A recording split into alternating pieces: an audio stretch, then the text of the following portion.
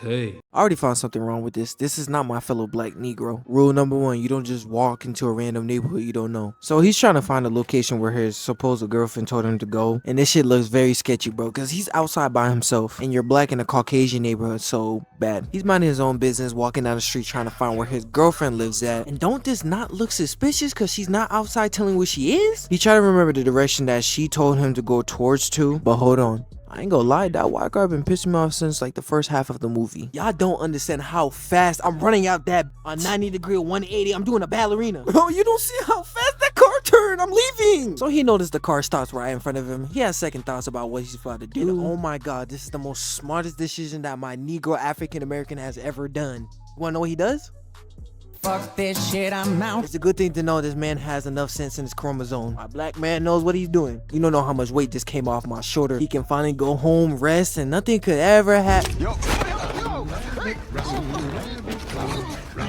Well, that was a big lie. Rest in peace to that dude. We cut to a scene with our beautiful interactional couple. I could have really smelled Dr. Umar from a miles away.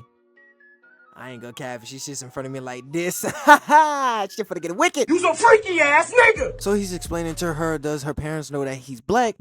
Boy, wait until you see them Twitter posts. Do my eyes deceive me? Like, relax, bro. Or is this a nigga? Fast forward, they're in a drive going to their parents' house on the other side of the country. Chris gets a call from his boy Rod on his phone. Rod is the most funniest nigga I ever seen in this movie. I get in trouble for patting down an old lady. Standard procedure. Harry just think as an elderly bitch is elderly, she can't hijack no motherfucking plane. Serious, man. The next 9/11 is gonna be on some geriatric shit. This nigga is so funny, bro. Talking about sweet grandma going hijack. They continue down the road, laughing at each other, giggling with all teeth and look how funny. They hit Bombi's mother off the road. As the cop occurred what happened this evening, Chris hears his name get called by the officer. He's finna present his ID to the officer until Casey stops him asking why he needs to see his ID. Cause you're black with a Caucasian woman. I have no problem with y'all niggas are cool, but this cop really pisses me off, so fuck him. Casey was really trying to tell the officer not to give up his ID, and so yeah. They finally arrived at Casey's house, talking to her parents. Casey's father was giving Chris a whole tour to the house, and that shit was boring, so I'm gonna skip that. They're laughing and chit-chatting, and I know this is how Jeff Bezos will be feeling like at home. I'm really hating this character right here. I don't like his demeanor. The way he acts is really just pissing me off. Yes. He's up at night, and I feel like this is what hurts his feelings. He leaves the room to go clear up his mind outside. Bitch, do you know I can see you? We get this 200-pound running back coming down the field, linebacker at Lamar Jackson. Why are you still standing there? Don't this scene remind you of this nigga right here? Nigga standing there like he's finna get an open invitation for a hug. Start moving. He comes in quick, but busts a Yui on this nigga. Nah, that would've pissed me off. And then we got Loretta looking at the window, looking creepily. Ugh. This is how the homeless be looking at me, waiting for him to come out of the gas station with money. I don't blame Chris either. I would think this woman's trying to give me job support. Whatever Mari told you is not even true. And then proceeds to hit this weird ass walkaway. I promise you, there's no fashion designers looking at you right now. You're cooked, buddy. Chris walks back into the room, seeing his girlfriend's mom sitting in the living room, but nothing weird with that, I guess. Why you staring at the like that? What freaky shit you trying to get into? I think his ass got put in a trance. That's why he's staring at her like this. You might think Bill Cosby did this. Got him. We fucking got him. Damn, they got my boy doing the falling. Dreaming. We see Chris walking over to another black man on the field. I ain't gonna lie, don't this nigga not look like a black ass Barney? Anyway, they was discussing on how hard of this man was working outside to do their bidding. So Chris doesn't feel comfortable being around his people and of his colors, but until he spotted another brother unarmed. He walks over to them to introduce himself. Why did this Negro just turn like that? I'm black, you too. Yes, of course it is. What the fuck is that supposed to mean? What type of Diddy shit is this? Chris looks at him in confusion, thinking he might know him. As they walk away, the woman has her showing off the black man to the other people. Oh hell no, they got this nigga doing twirls now? He gets the sliders of discomfort and starts walking up the stairs. What, is it something I said? Why everybody stop moving? And they start hitting the mannequin challenge. As Chris is walking up the stairs, everybody starts staring at the floor that he's at. Nah, this would have put me in discomfort, bro. I'm not touching that. Why everybody go quiet? Nigga, is this quiet place? He walks right back to his room just to find his phone disconnected from the charger. Oh yeah, another rule is broken. Bro, my phone's on charge and I can't call help. Yeah, I'm out. He walks to the other room just to see who unplugged his phone, and you won't guess who the fuck did it. Loretta, bitch ass.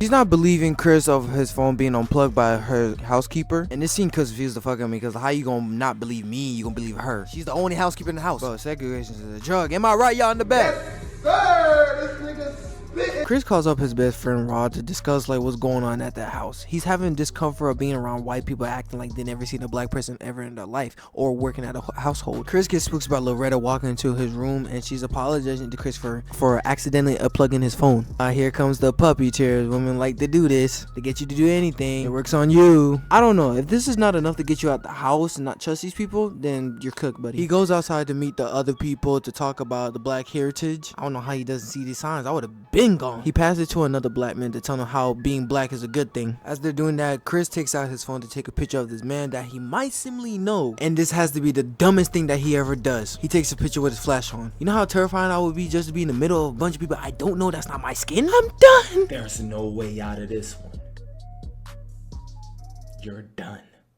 Frustrated as he is after flashing the man's nose starts bleeding and starts attacking Chris. Okay. Get out! Yo! Not gonna lie, he has the right idea. Nigga, get out! They're explaining to Chris on why he got attacked and they're saying that it's anxiety. If you really believe them saying anxiety, you're stupid. You idiot. You're honestly an idiot. I don't know what's wrong with you. They're about to walk out of the room after telling him that he had an episode from the flashing light. I don't believe that. He goes by Chris to tell him like it was nice meeting him again, and yeah. They go outside to discuss about the flashlight incidents as the scene cuts to her father doing an auction outside. I wonder what it could be. I swear, if it's Dr. Octavius, the blind man, I'm done. What, the movie can read my mind now? But it looks like he doesn't even know where he's at.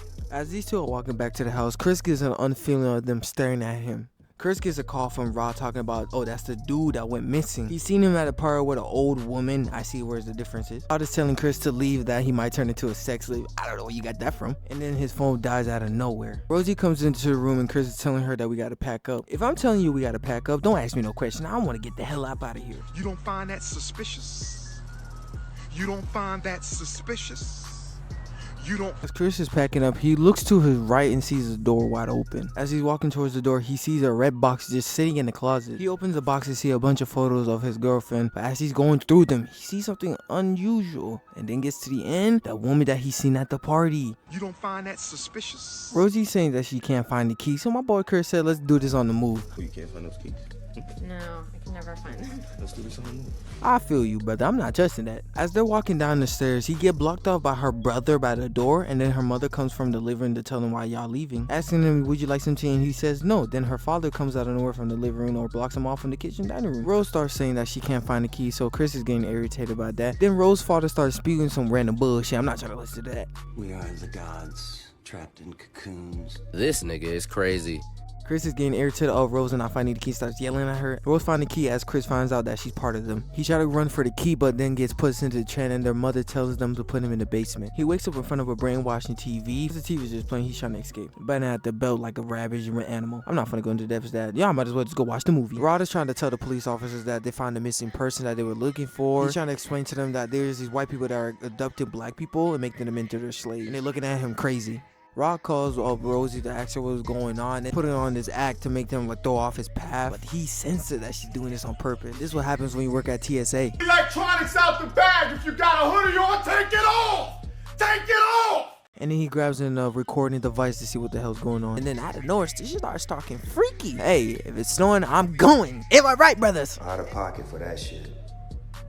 Way out of pocket. What do you gain from that? We cut to the scene of Chris still being downstairs in the basement trying to escape from his chamber of loot. Almost falling into the video that he's watching. This nigga started getting a little flashback from his ancestors. While Chris is getting unbuckled from his chambers, he grabs this big ass lemonade ball, then smashes it against this nigga's head. Yes, this is what I love to see. Oh wow, here comes the Twitter and YouTube comments. Oh, how'd I said it like that? Trying to find out what happened to the other boy and why he's not coming back with Chris. And then Chris comes out of nowhere stabbing him with the deer head. And then he stumbles back into the other room bleeding out. That's 1-0. Let's go. He catches the mom in the living room trying to use the cup, but Chris beats her to it and breaks it. Yes, somebody that actually uses brains in movies. She tried to stab Chris, but Chris catches the knives in his hand. Look at this nigga tough. He uses the same knife that she tried to stab him with against her head. This nigga start moving like John Wick in this bitch. As he's trying to open the door, the same nigga that he hit across the head jumps on his back trying to stop him from opening the door. He got Chris in a full Nelson. Nigga, if you don't swing this nigga off of you. The nigga swung his body to the side And that's how. As he's grabbing onto the door, he tricks him to kicking the door and stabbing him in his leg, kicking him down to the ground and then finishing him off with a stomp to his head. We cut to a scene of Rose eating cereal. Well, this is the most funniest scene. She goes on her laptop to search up something. Wait, hold up.